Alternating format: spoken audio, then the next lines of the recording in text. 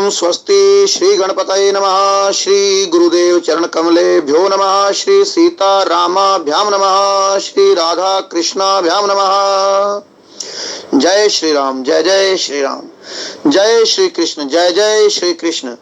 श्री रामचरितमानस के अंतर्गत पंचम सोपान श्री सुंदरकांड है और सुंदरकांड की पावन कथा का श्रवण हम पिछले 26 दिवसों से कर रहे हैं और उसी कथा श्रवण श्रृंखला में आज 27वें दिन में प्रवेश कर रहे हैं।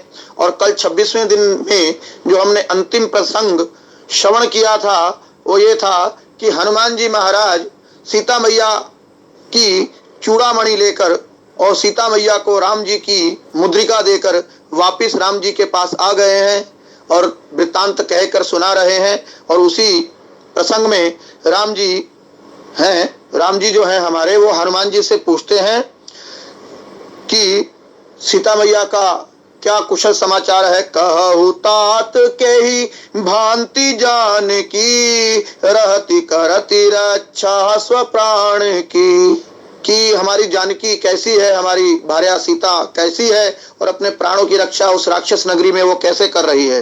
तो हनुमान जी महाराज बोलते हैं कि लोचन निज पद यंत्रित, जाहि प्राण के ही बाट, नाम पहारू दिवस निसी, ध्यान तुम्हारे कपाट। हनुमान जी महाराज बताए, ये 30वां दोहा था जिसकी कथा हमने कल श्रवण की थी, कि सीता मैया आपका मन से ध्यान लगा रही है और वाणी से आपका नाम का जो है पहरा दे रखा है और अपनी आंखों को अपने चरणों में लगा रखा है। इस प्रकार हनुमान जी महाराज सीता मैया की दशा का वर्णन कर रहे थे और उससे आगे की कथा आज श्रवण करेंगे। हनुमान जी राम जी से संवाद करते हुए बता रहे हैं कि चलत मोहि चूड़ामणि दीनी, रघुपति हृदय लाई सोई लीनी। हनुमान जी ने वो चूड़ामणि जो सीता मैया ने हनुमान जी को दी थी ना निशानी के तौर पर, वो चूड़ामणि राम जी के हाथ में दी और कहा कि मुझे चलते समय सीता मैया ने विदा करते समय एक चूड़ामणि दी थी। प्रभु ये चूड़ामणि है, सीता मैया की चूड़ामणि है। और राम जी महाराज ने, हमारे राम जी ने वो चूड़ामणि देखी और प्रसन्न होकर अपने हृदय से ग्रहण की। रघुपति हृदय लाई सोई लीनी, हनुमान जी से ली वो चूड़ामणि सीता जी की और अपने हृदय से स्पर्श की, मानो वो सीता को स्पर्श कर रहे हैं, अपनी भार्या को स्पर्श कर रहे हैं, मानो विष्णु भगवान लक्ष्मी जी को अपने हृदय से स्पर्श करवा रहे हैं, ऐसा राम जी को अनुभव हो रहा है। और आगे कहा हनुमान जी ने कि नाथ युगल लो चन भरवारी, वचन कहे कछु जनक कुमारी। सुनिए राम जी, जनक कुमारी माँ जानकी सीता मैया ने कुछ वचन भी कहे हैं आपके प्रति, कुछ संदेश भी दिया है। और वो संदेश देते समय सीता मैया की लोचन में, सीता मैया के युगल नयन में, उनके दोनों नयनों में जल भरा हुआ था, उनकी आंखें अश्रु पूरित थी। नाथ युगल लोचन भरे वारी, वचन कहे कछु जनक कुमारी। ज्यादा संदेश नहीं दिया, कछु संदेश दिया है। और संदेश देते समय हम श्रवण कर रहे थे कल के प्रसंग में कि सीता मैया हनुमान जी से क्या बोली थी कि कहु तात यस मोर प्रणामा, सब प्रकार प्रभु पूर्ण कामा। कि राम जी तो पूर्ण काम है, वो कुछ भी अपना कार्य सिद्ध कर सकते हैं, उन्हें किसी चीज का जो है कमी नहीं है, पूर्ण काम वो है। और मेरा संदेश देने से पहले उन्हें मेरा प्रणाम कहना, ऐसा मेरा प्रणाम कहना। तो हनुमान जी महाराज वहीं से आरंभ कर रहे हैं कि अनुज समेत गहे हो प्रभु चरणा। हनुमान जी ने पहले अनुज सहित राम जी के चरण गए।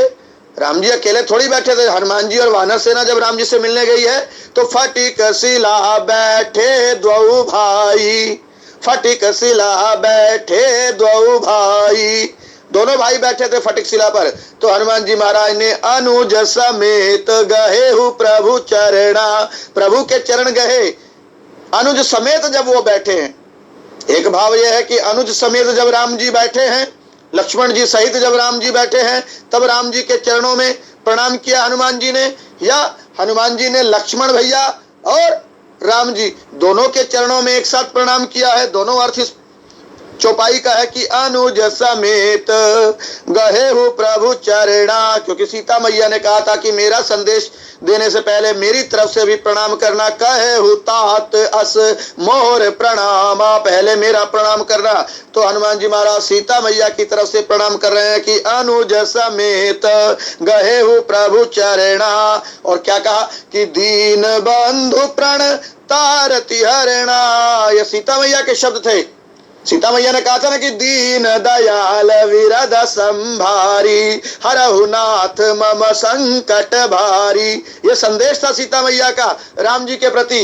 थोड़ा शब्दों का क्रम परिवर्तन करके, शब्द परिवर्तन करके हनुमान जी यथार्थ संदेश दे रहे हैं, यथावत संदेश दे रहे हैं। कह रहे हैं कि दीन बंधु, सीता मैया ने आपके प्रति कहा है हे राम जी। हनुमान जी बता रहे हैं कि आप दीन बंधु हो, हे दीन बंधु, हे दीन दयाल। प्रणतारति हरिणा, जो आपके प्रणत हो जाता है, जो आपके शरणागत हो जाता है, उसकी आरती का हरण करते हो आप, अर्थात उसके दुख का हरण आप करते हो।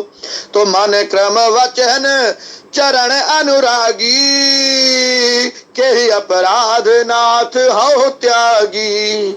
सीता मैया राम जी से कहना चाहती हैं। अभी हनुमान जी महाराज सीता मैया के शब्द राम जी के सम्मुख संदेशा दे रहे हैं कि हे नाथ, मैं किस अपराध से आपने मेरा त्याग किया है।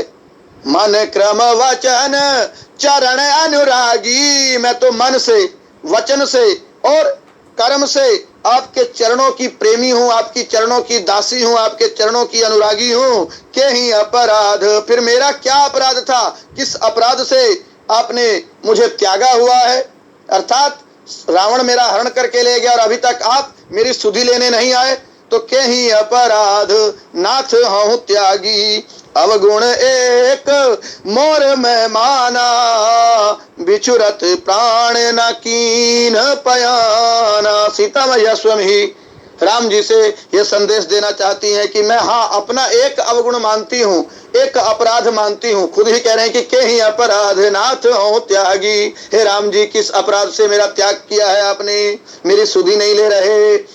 मुझे यहाँ राक्षस नगरी के बीच में कष्ट हो रहा है, मैं राक्षसों के बीच में विपत्ति में फंसी हूँ। और फिर कहती कि हाँ एक अपराध, एक अवगुण मेरे चित्त में आ रहा है। वो क्या है कि अवगुण एक मोर मेहमाना, कि बिछुरत प्राण न कीन पयाना, कि जब मैं आपसे बिछड़ी हूँ उस समय मेरे प्राण नहीं निकले। बस यही एक मेरा दुख है, यही मेरा एक अवगुण है, यही मेरा एक अपराध है जो मेरे चित्त आ रहा है, मेरे ध्यान में आ रहा है कि बिछुरत प्राण, बिछुरत प्राण न कीन पयाना, कि आपसे बिछड़ी हूँ, आपसे विरह में हूँ और रावण की यहाँ कैद में हूँ, अशोक वाटिका में हूँ, आपसे दूर हूँ, आपके बिना भी मैं जीवित हूँ। यही मेरा अपराध है, यही मेरा अवगुण है। तो ये भी अवगुण मेरे में क्यों है, ये मेरा अपराध क्यों है, उसका भी कारण सुन लीजिए। किस नाथ सो नय नहीं करे अपराधा, निसरत प्राण करही हठी बाधा, नाथ सुनय नहीं को अपराधा। हे नाथ, हे रघुनाथ, हे स्वामी, हे राम जी, वो नयन को अपराधा, ये मेरा अपराध नहीं है, मेरी आंखों का अपराध है, मेरे नयनों का अपराध है। मेरे नयनों ने ये अपराध किया है जिस कारण मैं अपने प्राण नहीं त्याग पा रही हूँ। आपके विरह में भी मैं जीवित हूँ, आपके बिना मैं जीवित हूँ। ये मेरा अपराध नहीं है, ये मेरी नयनों का अपराध है। मेरे नयनों ने ये पाप किया है। कैसे किया है? क्योंकि निसरत प्राण, मेरे प्राण तो निकलना ही चाहते हैं, आपके बिना मैं जीवित नहीं रहना चाहती, मेरे प्राण तो निकलना ही चाहते हैं। निसरत प्राण करही हठी बाधा, ये नयन है ना, नयन, ये मेरी आंखें है ना, आंखें, मेरे लोचन है ना, लोचन, ये बाधा उत्पन्न कर रहे हैं हठ द्वारा, हठ पूर्वक ये बाधा उत्पन्न कर रहे हैं, मेरे प्राणों को बाहर निकलने नहीं दे रहे मेरे शरीर से।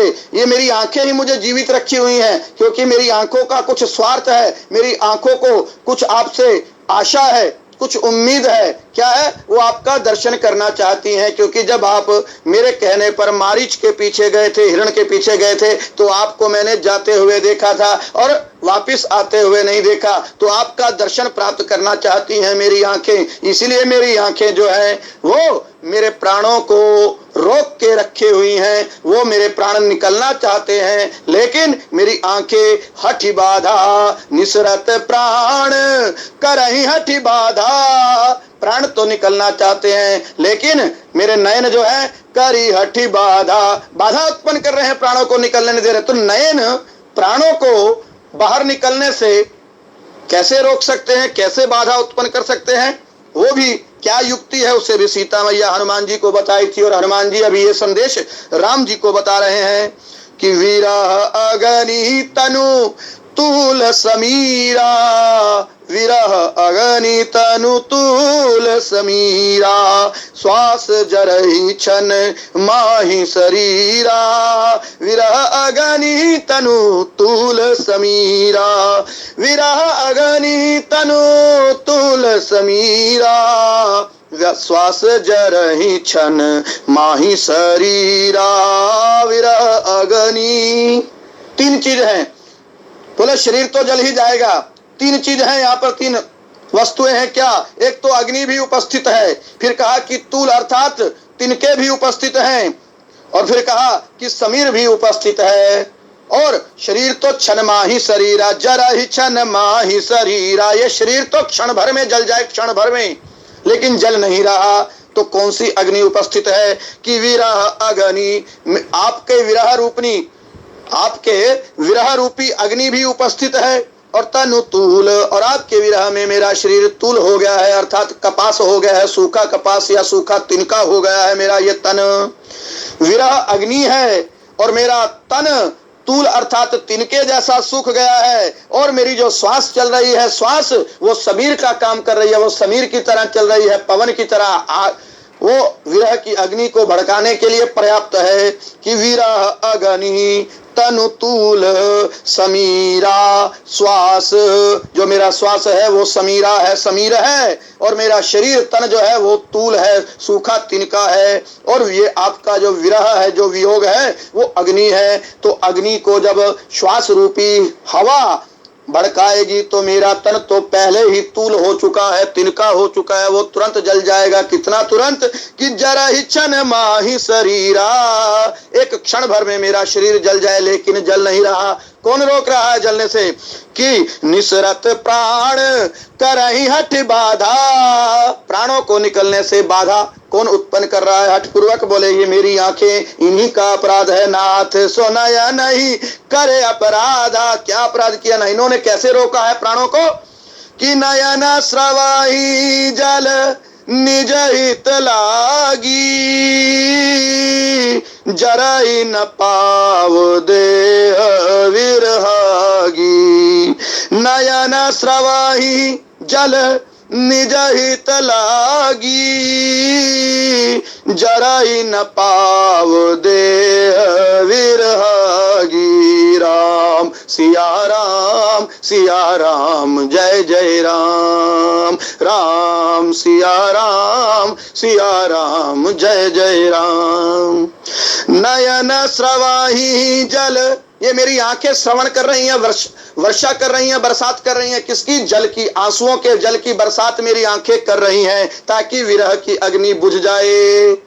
नयन स्रवहि जल, क्यों कर रही हैं वृष्टि जल की? ये आंखें जल बरसा रही हैं, आंसू बरसा रही हैं, विरह की अग्नि को बुझा रही हैं। क्योंकि यदि विरह की अग्नि में सीता जी का शरीर जल गया तो फिर आंखें भी जल जाएंगी, और आंखें जल गई तो फिर राम जी के दर्शन कौन करेगा? अर्थात राम जी का दर्शन करना आंखों को अभीष्ट है, वो आंखों का स्वार्थ है। इसलिए निज हित लागी नयन स्रवाहि जल, नयन जो है वो जल की बरसात कर रहे हैं। किस लिए? निज हित लागी, अपने हित के लिए, अपने स्वार्थ के लिए, क्योंकि नयनों को आपके दर्शन करने हैं राम जी।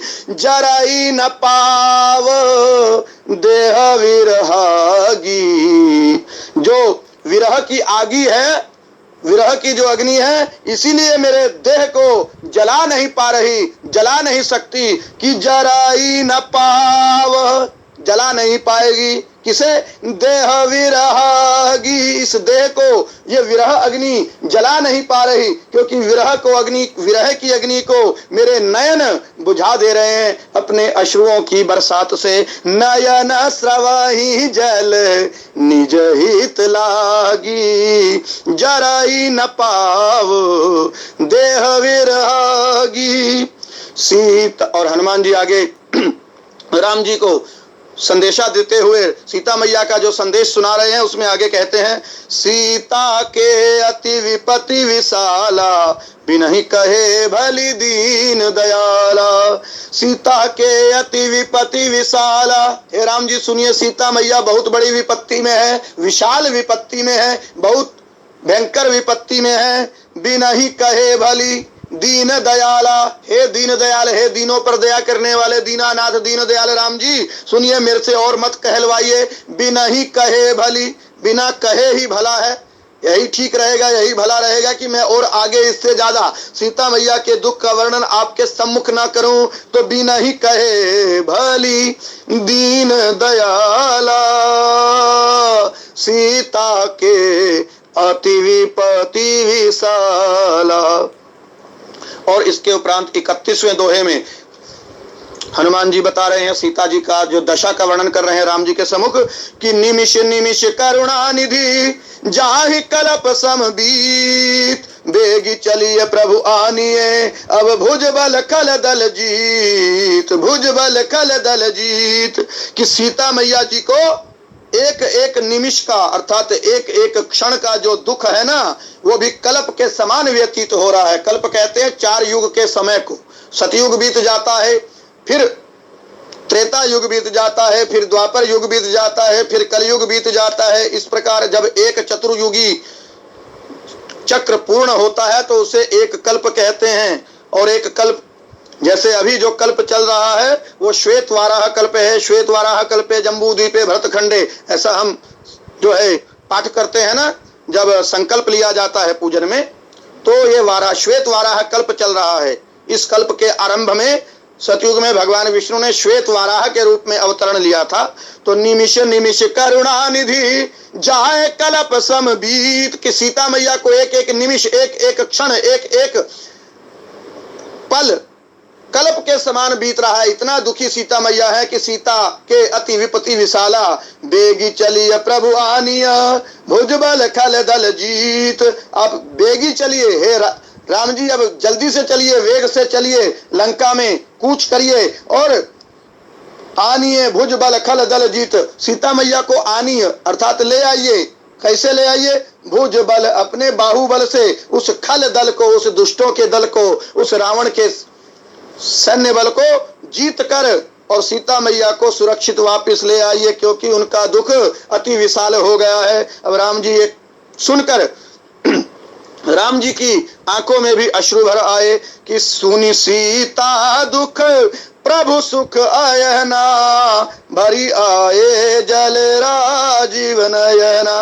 राम जी के राजीव नयन में अर्थात कमल नयनों में जल भर आया है। क्यों? क्योंकि सुनी सीता दुख, सीता मैया का दुख सुना। और राम जी क्या है? प्रभु सुख आयना, राम जी तो सुख आयन है अर्थात सुख का धाम है, लेकिन फिर भी सीता जी का दुख सुनकर राम जी भी दुखी हुए, इसलिए तो उनके कमल नयनों से जल भर आया है। वचन काय मन मम गति जाहि, सपने हूँ बूझिया विपत्ति की ताहि। राम जी हनुमान जी से पूछ रहे हैं कि जिसे वचन से, काया से, मन से मेरी शरण में जो प्राप्त हो चुका है, सीता जी के लिए कह रहे हैं कि जैसे सीता जी मनसा वाचा और कर्मणा, मन से, वाणी से, कर्म से मेरी शरण में है, मेरी भक्ति में लगी है। मम गति जाहि, सपने हूँ बूझिए विपत्ति की ताहि। आप ही बूझ कर समझ कर बताइए कि क्या सपने में भी कभी उसे विपत्ति हो सकती है, उसे दुख हो सकता है? ये तो हो नहीं सकता। जो मेरी शरण में है, जो मम गति जाहि, और कैसी? वचन काय मन मम गति जाहि, जो मनसा वाचा और कर्मणा, मन से, वाणी से और कर्म अर्थात काया से, शरीर से भी मेरी भक्ति में लगा है, मेरे ध्यान में लगा है। मेरी शरण आ गया है, उसे तो स्वप्न में भी कभी विपत्ति नहीं हो सकती।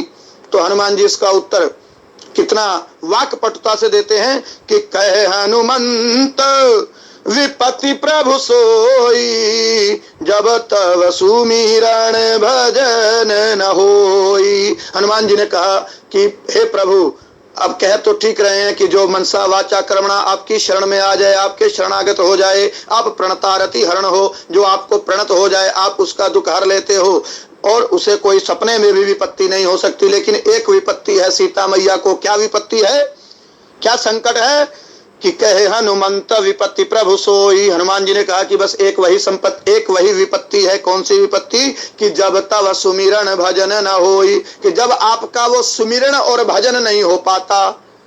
अरे सुमिरन भजन तो सीता मैया कर रही थी, सीता मैया तो सुमिरन भजन कर रही थी ना, कि नाम पहाड़ो दिवस निसी, दिन रात तो नाम राम जी के नाम का पहरा जप रही थी, पहाड़ा जप रही थी, और ध्यान तुम्हारे कपाट, और मन से आपका ध्यान लगाई थी, और लोचन निज पद यंत्रित, और आंखों को आपके लिए अपने चरणों में लगाई थी। तो फिर सीता मैया को विपत्ति क्यों आई?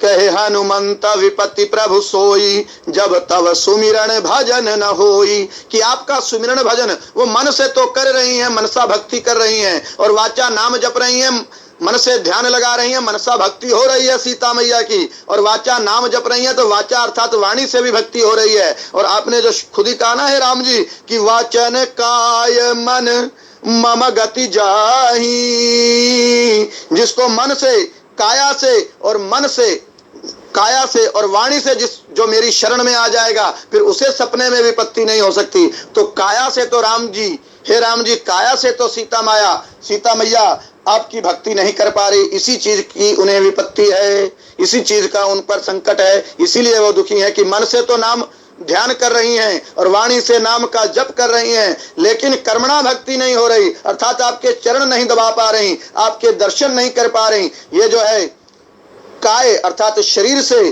कायिक रूप से आपका सानिध्य प्राप्त नहीं कर पा रही, आपकी भक्ति कर्मणा नहीं कर पा रही, इसलिए सीता मैया दुखी है कि जब तब सुमिरन भजन न होई, कहे हनुमंत विपत्ति प्रभु सोई। तो हनुमान जी आगे कहते हैं कि हे राम जी, राक्षसों की हराना कोई बहुत बड़ी बात नहीं है। केतिक बात प्रभु जातु धान की, रिपुहि जीती आनी भी जान की। हे राम जी, केतिक बात प्रभु जातु धान की। अरे जातु धान अर्थात राक्षसों को हराना बात ही कितनी है, छोटी सी बात है, बिल्कुल छोटी सी बात है। केतिक बात, कितनी बात है, कोई बात ही नहीं है राक्षसों को हराना तो आपके लिए। रिपु ही जीती, उस रिपु को, उस शत्रु को, रावण को जीतिए, और आनी भी जान की, और जानकी मैया को ले आइए। सुन कपितो ही उऋण में, सुन कपितो ही समान उपकारी, नहीं कोई सुर नर मुनि तनुधारी। राम जी हनुमान जी से बोले कि हे कपि सुनो, तुम्हारे समान मेरा कोई और उपकारी नहीं है। जितना बड़ा परोपकार तुमने मेरे ऊपर एहसान किया है, उपकार किया है, ऐसा उपकार मेरे ऊपर कोई नर सुर मुनि कोई नहीं कर सकता। समस्त देवताओं से बड़ा उपकार तुमने मेरे ऊपर किया है, मुनियों से बड़ा उपकार किया है। मुनियों ने भी राम जी पर उपकार किया था, मुनियों ने उन्हें आशीर्वाद दिया हुआ है, और नरों ने जो है उन पर उपकार किया कि उन्हें अपना प्रेम दिया है, स्नेह दिया है, और देवताओं ने भी उन्हें अपना जो है प्रेम दिया है। तो हनुमान जी को राम जी कह रहे हैं कि नहीं कोई सुर नर मुनि तनुधारी, कोई सुर नर मुनि का उपकार इससे बड़ा नहीं है जितना बड़ा उपकार आज आपने सीता मैया का संदेश लाकर मुझे दिया है, इससे बड़ा उपकार और कोई हो नहीं सकता। तो प्रति उपकार करहु का तोरा, सन्मुख होए न सकत मन मोरा। प्रति उपकार करहु का तोरा, आपने जो उपकार किया है हनुमान जी मेरे ऊपर, उसका प्रति उपकार, उसका बदला मैं चुका नहीं सकता। और सन्मुख होए न सकत मन मोरा, मेरा मन आपके सन्मुख नहीं हो सकता। अर्थात मैं मन से भी चिंतन करके विचार करके देख लिया हूं कि हे हनुमान जी, जो आपने उपकार किया है ना, मेरा जो काम किया है, ये सीता मैया की सुधि ला कर दी है, ये मैं मन से विचार करके देखा हूं, मेरा मन भी इसका बदला नहीं चुका सकता और मैं भी आपका बदला नहीं चुका सकता। इसका उपकार का मैं प्रति उत्तर नहीं दे सकता, प्रति उपकार नहीं दे सकता, इसलिए मैं आपके सन्मुख ही नहीं आ सकता। सुन सुत तो ही उऋण मैं नाही, हे पुत्र, हे हनुमान जी सुनो, मैं आपका उऋण कभी नहीं होऊंगा, अर्थात मैं सदैव आपका ऋणी रहूंगा। जो कर्जदार होता है उसे संस्कृत में ऋणी कहते हैं और उऋण कहते हैं जो कर्ज मुक्त हो गया, अर्थात मैं कर्ज मुक्त कभी हो नहीं सकता आपके। तो इसलिए कहा कि सुन सुत तो ही उऋण मैं नाही, हे पुत्र सुनो, मैं कभी आपका उऋण नहीं हो सकता, कर्ज मुक्त नहीं हो सकता। देखा हूं करी विचार मन माही, मैंने मन में विचार करके देख लिया कि आपके उपकार का बदला अब नहीं चुकाया जा सकता। पुनि पुनि कपि चितव सुर त्राता, लोचन नीर पुलक अति गाता। और हनुमान जी के रोम खड़े हो गए, पुलक अति गाता, शरीर पुलकित हो गया। हनुमान जी से संवाद करते हुए राम जी का शरीर पुलकित हो गया और लोचन में नीर भरा आया, आंखों में अश्रु भर आए। और पुनि पुनि कपि चितव सुर त्राता, वो सुर त्राता, वो देवताओं के रक्षक, वो सुरों के रक्षक, सुरों का त्राण करने वाले, रक्षा करने वाले राम जी बार बार हनुमान जी को देख रहे हैं, बार बार पुनि पुनि कपि चितव सुर त्राता, बार बार हनुमान जी को देख रहे हैं, अवलोकन कर रहे हैं। और सुनि प्रभु वचन विलोकी, मुख गात हर्ष हनुमंत, चरण परे प्रेमाकुल, त्राहि त्राहि भगवंत। राम जी ने इतना बड़ी बात हनुमान जी से कह दी कि मैं तेरे उऋण नहीं हो सकता, मैं तेरा उपकार का बदला नहीं चुका सकता। और ये कहकर जब राम जी की आंखों में अश्रु भर आए और लोचन नीर पुलक अति गाता, राम जी की रोमांचित हो गए, पुलकित हो गया उनका शरीर और आंखें जल से भर आई। तो हनुमान जी ने देखा कि सुनि प्रभु वचन, ये 32वां दोहा सुंदरकांड का आप श्रवण कर रहे हैं कि सुनि प्रभु वचन, प्रभु के राम जी के वचन सुने राम जी, हनुमान जी ने। और विलोकी मुख, और राम जी का मुख देखा। जैसे ही राम जी का मुख हनुमान जी ने देखा, अरे राम जी की आंखों से तो अश्रु बह रहे हैं।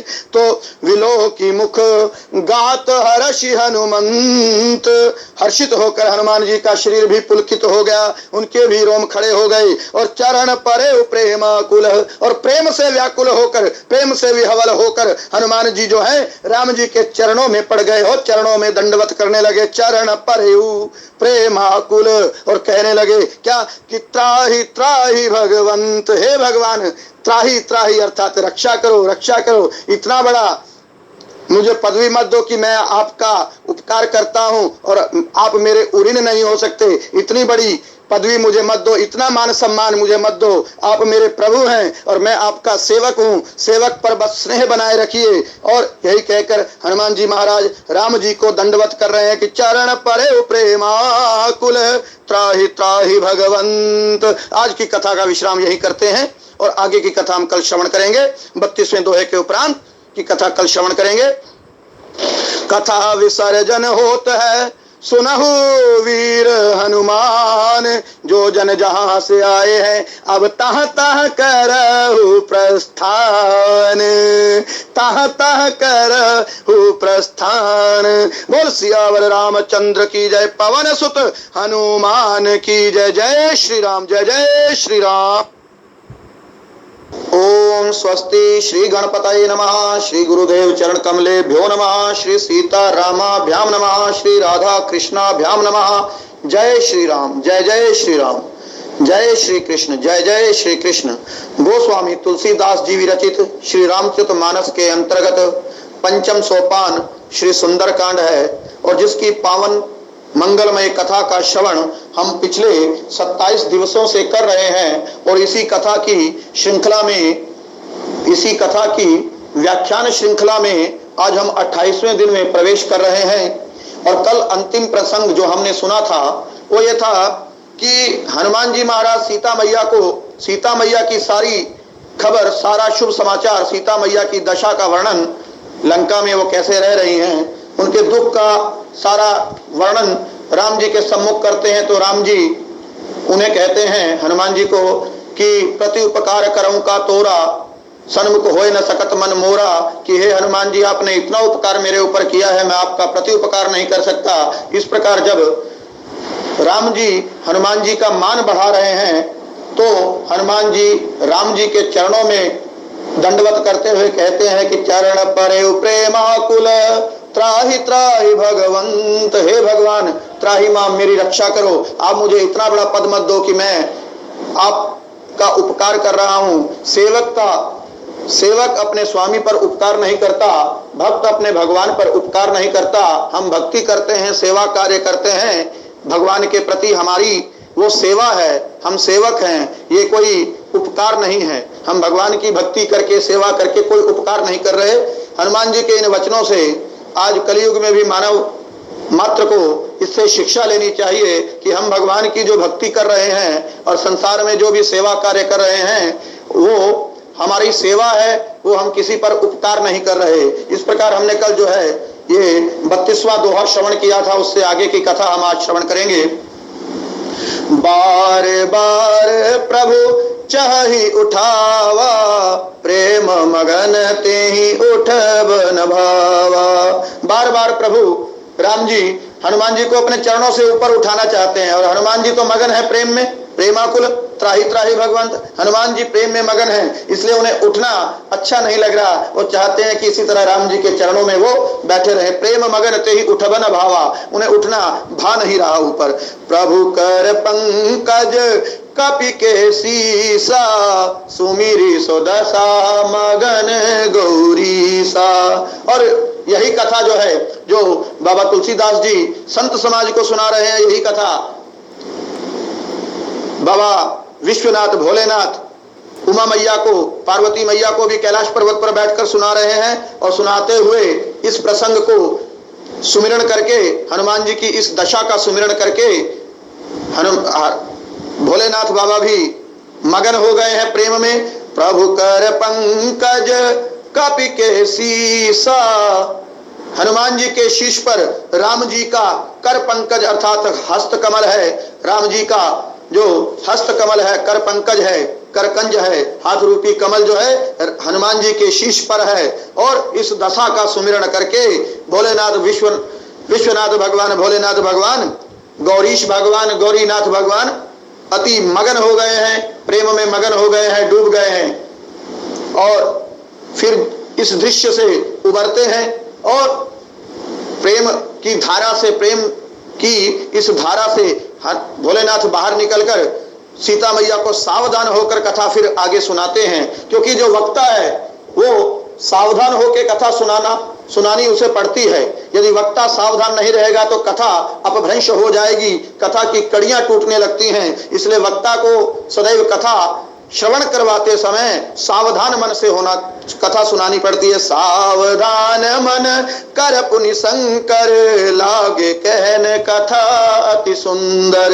और मन को सावधान करके शंकर भगवान पार्वती मैया से फिर से कथा कहने लगे। कौन सी कथा? लागे कहन कथा अति सुंदर, ये अति सुंदर कथा कहने लगे। क्योंकि राम जी की ये कथा अति सुंदर है, इसलिए भी इस कांड का नाम सुंदर कांड है। कपि उठाई प्रभु हृदय लगावा, कर गहि परम निकट बैठावा। कपि उठाई, हनुमान जी तो उठना नहीं चाहते थे कि बार बार प्रभु चाहि उठावा, प्रेम मगन तेहि उठब न भावा। प्रेम में मगन हनुमान जी है, राम जी के चरणों से उठना ही नहीं चाहते। और जब हनुमान जी को राम जी उठा रहे हैं तो कपि उठाई, कपि को उठाया हनुमान जी को राम जी ने खुद अपने कर कमलों से, और हृदय लगावा, और अपने हृदय से लगाया।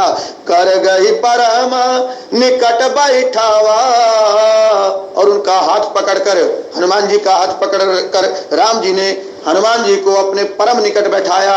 निकट नहीं बैठाया, परम निकट बैठावा, एकदम अपने साथ ही बैठाया, निकट बैठावा।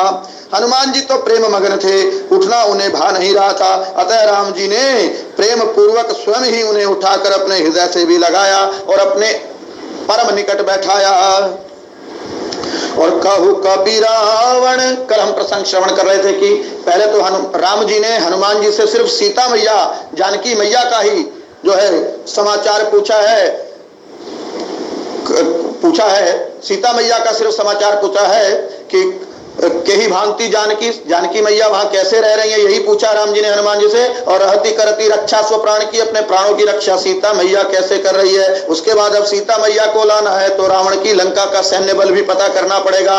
और पूछ रहे हैं क्योंकि जामवंत जी ने तो सारा वृत्तांत राम जी को सुना ही दिया था कि हनुमान जी समुद्र पार करके गए हैं, लंका दहन किया है, अक्षय कुमार को मारा है और सारे राक्षस सेना का संहार करते हुए आपका डंका बजाकर लंका में आए हैं। लेकिन हनुमान जी से ही पूछना चाहते हैं, राम जी हनुमान जी के मुख से ही सुनना चाहते हैं। तो इसलिए कह रहे हैं कि कहु कपि रावण पालित लंका के ही विधि दहु दुर्गे अति बंका।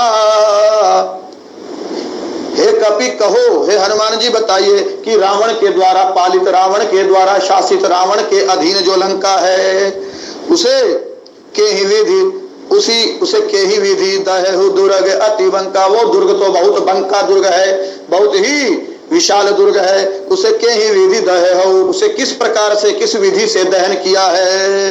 अब हनुमान जी तो पहले डर रहे थे कि मैं लंका दहन करके आया हूं। जामवंत जी ने सारी कथा सुना दी है राम जी को। और किसी के घर को जलाना ये एक आतंकवाद की श्रेणी है, ऐसा हनुमान जी सोच रहे थे।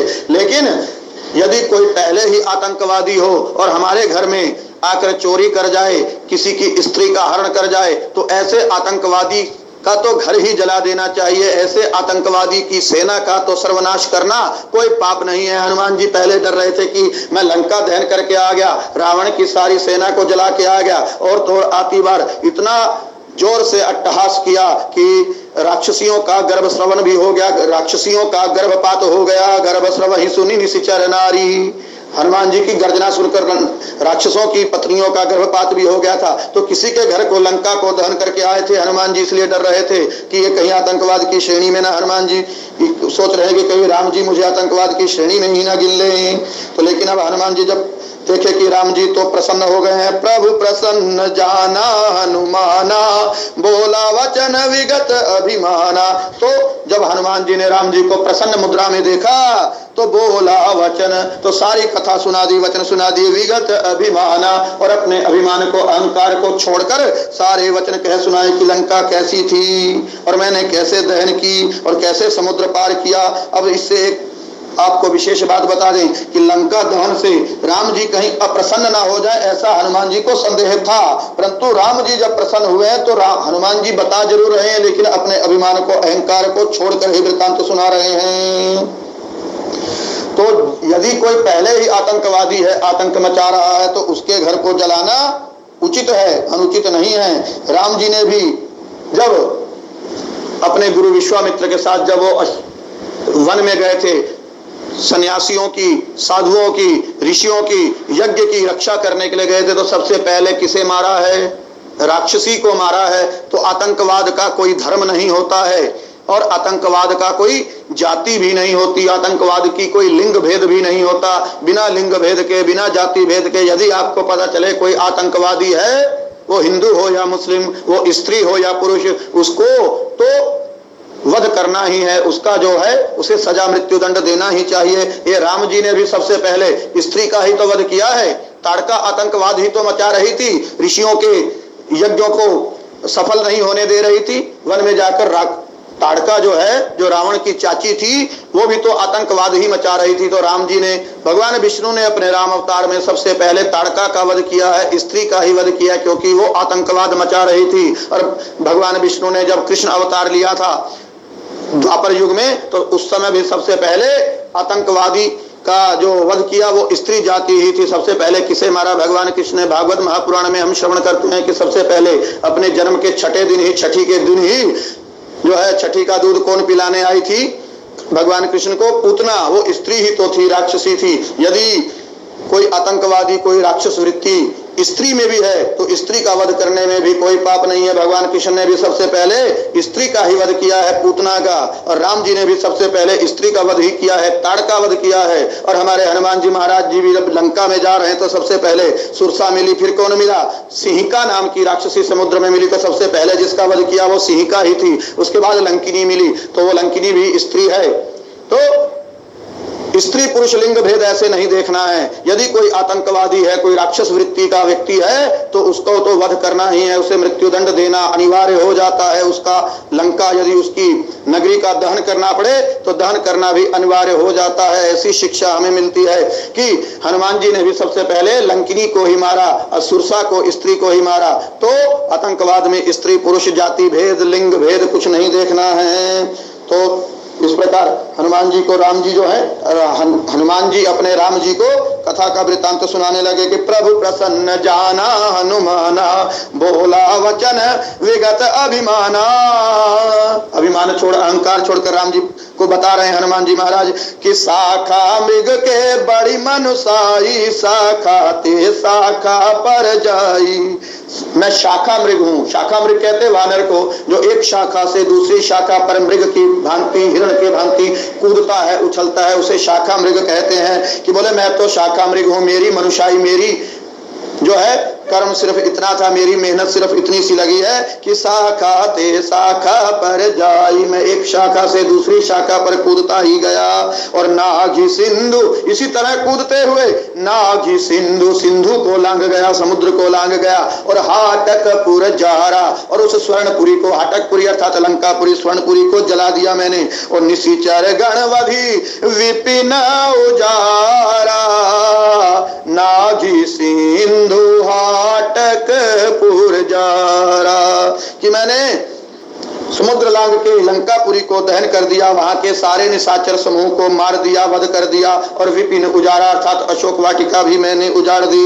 और ये सब मेरा प्रताप नहीं है, क्योंकि मैं तो शाखा मृग हूँ, वानर हूँ, कूदता हूँ। सो सब तव प्रताप रघुराई, नाथ न कछु मोरी प्रभुताई। हे नाथ, हे रघुनाथ, हे स्वामी, वो मेरी कोई प्रभुता नहीं है, उसमें मेरा कोई बल कौशल नहीं है, वो सब तो आपकी ही कृपा है। सो सब तव प्रताप रघुराई, आपका ही प्रताप है, आपकी ही छत्र छाया, आपकी ही कृपा है जो मैं लंका दहन कर पाया।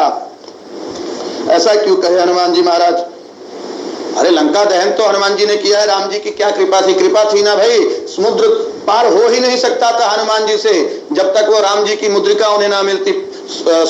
हम जो सुंदर कांड के उपरांत हम जो पाठ करते हैं हनुमान चालीसा का, उसमें एक चौपाई पढ़ते हैं क्या कि प्रभु मुद्रिका मेली मुख माही, जलधि लांघि गए अचरज नाही। अचरज अर्थात कोई आश्चर्य नहीं है कि हनुमान जी महाराज समुद्र पार करके चले गए। कैसे पार किए? क्योंकि उनके पास, उनके मुख में प्रभु जी की मुद्रिका थी, राम नाम की मुद्रिका थी। इसी प्रकार यदि इस कलयुग में भी मानव मात्र, आज जीव मात्र अपने मुख पर राम नाम का मुद्रिका रख ले, राम नाम का पाठ करे, जीवा पर जब राम नाम की मुद्रिका रहेगी तो आप बड़े बड़े संकटों के सिंधु भी पार कर दोगे, और आतंकवाद की लंका भी दहन कर दोगे, और निशाचर वृत्ति के राक्षसों को भी वध कर सकते हो यदि आप राम नाम का मुद्रिका, राम नाम की मुद्रिका यदि अपनी जिह्वा पर रखोगे। हनुमान जी ने वो मुद्रिका अपनी जिह्वा पर रखी थी, अर्थात राम नाम जपते हुए जा रहे थे। कि राम जी का प्रताप इसलिए ही है क्योंकि हनुमान जी वो वीजा के रूप में, जैसे एक देश से दूसरे देश जाते हैं तो पासपोर्ट वीजा लगता है ना, तो हनुमान जी भारत से, कर्नाटक से समुद्र पार करके जब श्रीलंका पहुंचे, एक देश से दूसरे देश पहुंचे, तो उनको पासपोर्ट वीजा चाहिए था। बिना पासपोर्ट वीजा के कोई पार नहीं जा सकता। तो हनुमान जी महाराज के पास कौन सा पासपोर्ट वीजा था? वो राम जी ने दिया था। वो प्रभु मुद्रिका मेली मुख माही, वो वीजा का काम की थी, बिना वीजा के थोड़ी चले गए थे हनुमान जी महाराज। और वहां वीजा जब सीता मैया को दे दिए तो वहां से फिर दूसरा पासपोर्ट वीजा यहाँ पर आने का भी बनवा कर लाए। वो कौन सा था कि चूड़ामणि उतार तव दयऊ हर्ष समेत पवन सुत लयऊ। सीता मैया ने अपनी चूड़ामणि उतार के दी थी, तो वो भी पासपोर्ट वीजा का काम। वापसी आते समय सीता मैया की शक्ति से आए हैं, वापिस आते समय जगदम्बा की, सीता मैया की शक्ति से आए हैं, क्योंकि सीता मैया की चूड़ामणि हनुमान जी के हाथ में थी। और यहाँ से जाते समय राम जी की शक्ति से गए हैं, क्योंकि उनकी जीवा पर प्रभु मुद्रिका मिली मुख माही, राम जी की मुद्रिका उनके मुख में थी। और इसी प्रकार यदि भव सागर को पार करना है तो अपने मुख में राम नाम रखिए। राम नाम रखने से आप भव सागर से पार हो सकते हैं। और 33वां दोहा इस प्रकार सुंदरकांड में हम आज अभी श्रवण करेंगे।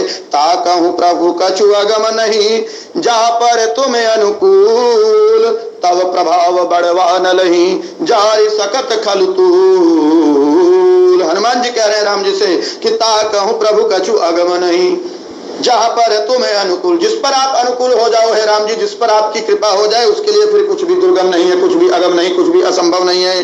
तब प्रभाव बढ़वान लही, आपकी कृपा आपका प्रभाव हो जाए तो बढ़वानल को भी अर्थात समुद्र की आग को भी जला सकता है। कौन? जारी सके खलुतूल, एक छोटा सा तिनका, एक छोटी सी कपास की बत्ती भी आग को ही जला देगी। आग बत्ती को जलाती है, लेकिन ये असंभव कार्य भी संभव हो जाएगा जब राम जी की कृपा हो जाए। यही कहना चाहते हैं हनुमान जी कि मेरे लिए तो लंका पार करना, लंका दहन, समुद्र पार करना और लंका दहन करना असंभव ही था, लेकिन आपके प्रताप से सब संभव हो सका है। इससे आगे का वृतांत फिर हनुमान जी महाराज जब राम जी को प्रसन्न देखे तो उनसे भक्ति का वरदान मांग रहे हैं। नाथ भगति अति सुखदायनी, देहु कृपा करी अन्न पायनी। हे नाथ, हे राम जी, अपनी भक्ति मुझे दीजिए, अपनी भक्ति का वरदान मुझे दीजिए। आपकी भक्ति सुखदायिनी नहीं है, अति सुखदायिनी है, हो अति सुखदायिनी। देहु कृपा करी अन्न पायनी, अपनी वो भक्ति जो अनश्वर है, जो कभी नष्ट नहीं होती, जो कभी समाप्त नहीं होती, जो अमर है, अपनी वो अमर, अपनी वो अनपायिनी, अपनी वो न नष्ट होने वाली, न नाश होने वाली अनश्वर भक्ति का वरदान मुझे दीजिए।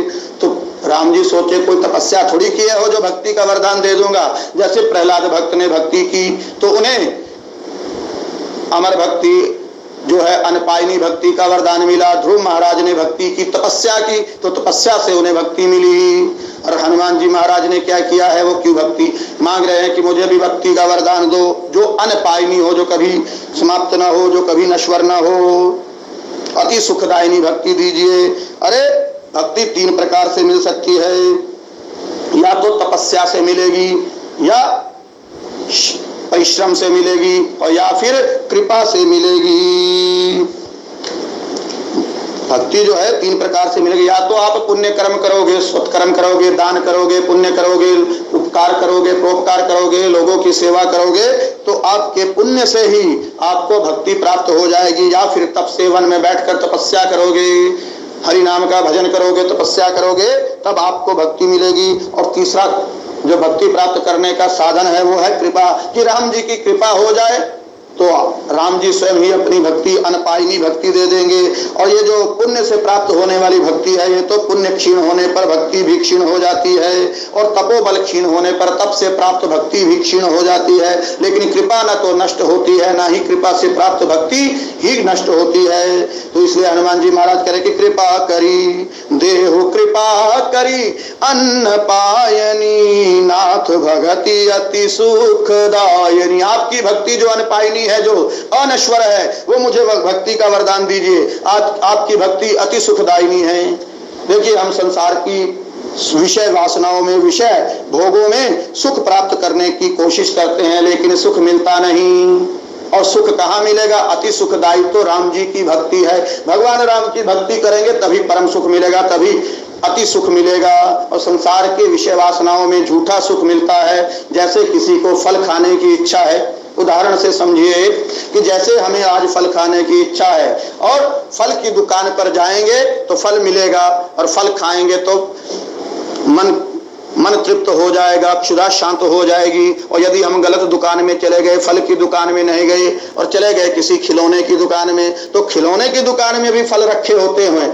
वो दिखते तो फल हैं, लेकिन वो वास्तविक फल नहीं होते। कोई प्लास्टिक के फल बनाकर बैठा है, कोई रबड़ के फल बनाकर बैठा है, कोई खिलौने की दुकान वाला मिट्टी के फल बनाकर बैठा है। तो देखने में तो वो भी फल है, और हम फल समझकर, जैसे छोटा बच्चा है उसे खिलौने की दुकान में ले जाओ तो केले का फल देखेगा जो मिट्टी से बना है, उसे लेकर आ जाएगा और खाने का प्रयास करेगा कि शायद ये केला हो, तरबूज बना है, आम बना है। वो खिलौने हैं, वो फल नहीं है। बच्चे को ये पता नहीं है, बच्चा अबोध है। इसी प्रकार हम भी संसार की झूठी दुकानों में सुख भोग रहे हैं। कभी सिनेमा में सुख भोग रहे हैं, कभी स्त्री में सुख भोग रहे हैं, कभी सोना चांदी में सुख भोग रहे हैं, कभी मकान दुकान अटारी बनाने में सुख भोग रहे हैं। ये सब मिथ्या सुख हैं। और असली सुख कहाँ है? मिलता है सच्चा सुख केवल भगवान तुम्हारे चरणों में मेरी विनती है, पल पल छिन छिन रहे ध्यान तुम्हारे चरणों में। तो यही बात हनुमान जी महाराज कह रहे हैं कि नाथ भगति अति सुखदायनी, देहु कृपा करी अन्न पायनी। सुनी प्रभु सरल, सुनी प्रभु परम सरल कपिवाणी, एवमस्तु तव कहेहु भवानी। शंकर भगवान पार्वती मैया से ये प्रसंग सुना रहे थे ना अभी तक, तो शंकर भगवान पार्वती मैया को ही बता रहे हैं कि राम जी ने हनुमान जी को कहा कि एवं अस्तु, तथा अस्तु, ऐसा ही हो। जो आप वरदान मांग रहे हो ना, सुखदायिनी भक्ति का, अनपायिनी भक्ति का, वो आपको दिया। एवं अस्तु, तथा अस्तु, एवं अस्तु तव कहेहु भवानी। हे भवानी, शंकर भगवान बता रहे हैं, हे भवानी। इस प्रकार राम जी ने उन्हें एवं अस्तु तथा अस्तु कहकर वरदान दे दिया। किसे? हनुमान जी को। सुनी प्रभु परम सरल कपिवाणी, कपि की हनुमान जी की परम सरल वाणी सुनकर राम जी ने उन्हें अनपायिनी भक्ति का, सुखदायिनी भक्ति का, अनश्वर भक्ति का, अमर भक्ति का वरदान दे दिया। एवं अस्तु कह दिया। यहाँ हनुमान जी की वाणी कैसी थी? परम सरल कपिवाणी। 9 प्रकार के भक्त होते हैं, 9 प्रकार की भक्ति होती है। प्रथम भक्ति संतन के संगा, दूसरी रतिम कथा प्रसंगा। इसी प्रसंग में राम जी ने बताया था शबरी से नवधा भक्ति में। तो 9वीं भक्ति कौन सी बताई थी कि नवम सरल सब सन छलहीना, सभी से छलहीन हो जाओ, किसी से कपट मत करो और सरल हो जाओ, सरल साधारण हो जाओ, सिंपल हो जाओ। यही 9वीं भक्ति है और कुछ नहीं करना, यज्ञ नहीं करना, तप नहीं करना, नाम नहीं भजना, कुछ नहीं करना। आप निष्कपट हो जाओ, सब सन छलहीना, सभी से छल करना छोड़ दो और सरल स्वभाव से रहो, यही भक्ति है। और हनुमान जी सरल भक्त हैं, एकदम सरल। और सरल का एक अर्थ होता है स से सीता, र से राम और ल से लक्ष्मण। जिसके मन में सीता, राम और लक्ष्मण बसते हैं वही सरल भक्त है। हनुमान जी के मन में बसते थे सीता, राम, लक्ष्मण। इसीलिए हनुमान जी को राम जी कह रहे हैं कि सुनी प्रभु परम सरल कपिवाणी, एवमस्तु तव कहेहु भवानी। आगे शंकर भगवान पार्वती मैया को सुना रहे कथा इसी रामचरितमानस की सुंदर कांड की कि उमा राम सु भाऊ जय जाना, उमा राम सु भाऊ जय जाना, ताहि भजन तजी भाव न आना। हे उमा, सुनो राम जी के इस सरल स्वभाव को, दीन दयाल स्वभाव को जिसने जान लिया, जिसने समझ लिया, फिर उसे संसार में कोई और भाव, किसी और चीज में सुख मिलता ही नहीं। ताहि भजन तजी, उसे भजन को तज कर, भक्ति को तज कर, भक्ति को छोड़कर किसी और चीज में, अन्य चीज में सुख मिलता ही नहीं है।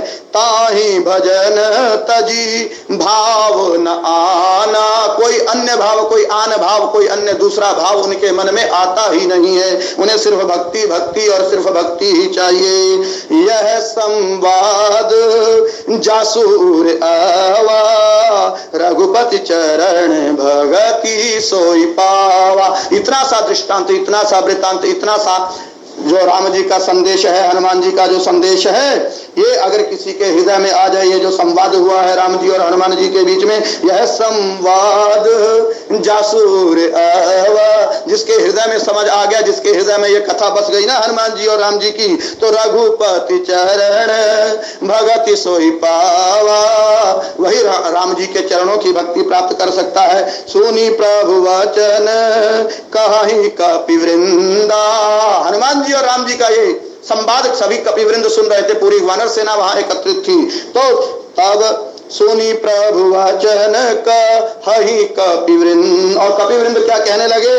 जय जय जय कृपाल सुख कंदा, जय जय जय कृपाल सुख कंदा। सभी वानर सेना ने, सभी कपिवृंद ने जय घोष करना शुरू किया कि क्या? जय जय जय कृपाल सुख कंदा। राम जी बहुत कृपालु है, सुख कंद है, सुख का मूल है। कंद माने मूल होता है, जड़ होता है। जिस प्रकार जड़ पूरे पौधे को सींचती है, इसी प्रकार राम जी सभी सुखों का कंद है, सुखों का कंद है, मूल है, जड़ है, मूल है। कि जय जय जय कृपाल सुख कंदा। ये बात सभी वानरों को समझ में आ गई और अभी मनुष्यों को समझ नहीं आ रही है, मानव को नहीं आ रही। वो सुख ढूंढ रहा है झूठी चीजों में, विषय वासनाओं में। तब रघुपति कपि पति बुलावा, कहा चलई कर करहु बनावा। तब रघुपति राम जी ने कपिपति को बुलाया। ये कौन कपिपति हैं? सुग्रीव जी महाराज कपियों के पति, वानर सेना के अधिपति हैं। तो सुग्रीव जी को बुलाया और क्या कहा? कहा चलई कर करहु बनावा।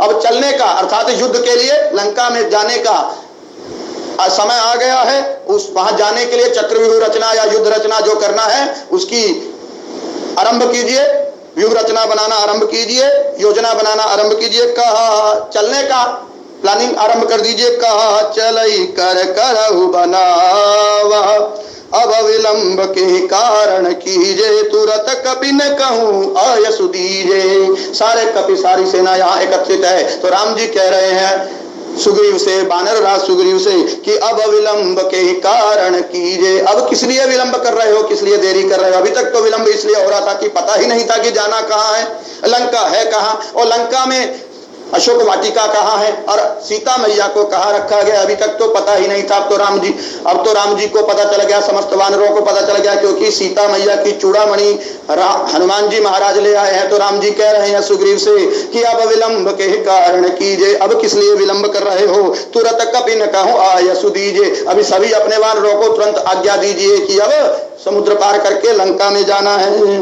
कौतुक देखी सुमन बाहु बरसी, नभते भवन चले सुर हर्षि। आसमान में, आकाश लोक में, अंतरिक्ष लोक में देवता लोग इस कथा वृतांत को देख रहे हैं, इस प्रसंग को देख रहे हैं, राम जी की कौतुक को, लीला को देख रहे हैं। तो देखकर बहुत प्रकार से उन्होंने पुष्प वृष्टि की है। सुमन बहु बरसी, आसमान से ही पुष्पों की वर्षा की है। और नभते भवन चले सुर हर्षि, और आसमान से सभी सुर है जो देवता है वो अपने अपने सुरलोक में चले गए। इंद्र अपने इंद्रलोक में, वरुण अपने वरुणलोक में, ब्रह्मा जी अपने ब्रह्मलोक में, सभी देवता पवन देव अपने पवनलोक में चले गए। सभी देवता नभते भवन चले सुर हर्षि, हर्षित होकर सभी देवता भी चल दिए।